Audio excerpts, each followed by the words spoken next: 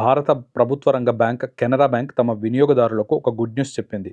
ఖాతాదారులు తమ సేవింగ్స్ ఖాతాల్లో మినిమం బ్యాలెన్స్ పాటించకపోతే విధించే జరిమానాను అధికారికంగా రద్దు చేస్తున్నట్లు ప్రకటించింది. ఈ కొత్త నిబంధన జూన్ 1 నుంచి అమల్లోకి వచ్చినట్లు పేర్కొంది.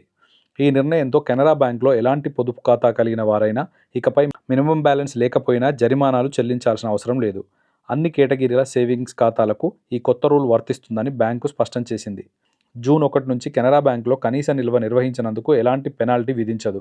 ఇది సేవింగ్స్ ఖాతాదారులందరికీ వర్తిస్తుంది అని బ్యాంక్ సోషల్ మీడియా ప్లాట్ఫామ్ ఎక్స్లో ఒక ప్రకటనలో తెలిపింది.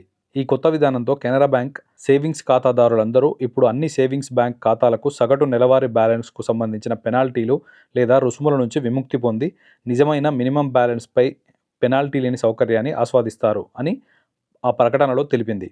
గతంలో కెనరా బ్యాంక్ పట్టణ ప్రాంతాల్లోని కస్టమర్లు రూ. 2,000, సెమీ అర్బన్ ప్రాంతాల్లో రూ. 1,000, గ్రామీణ ప్రాంతాల్లో రూ. 500 మినిమం బ్యాలెన్స్ నిర్వహించాలనే నిబంధన ఉండేది.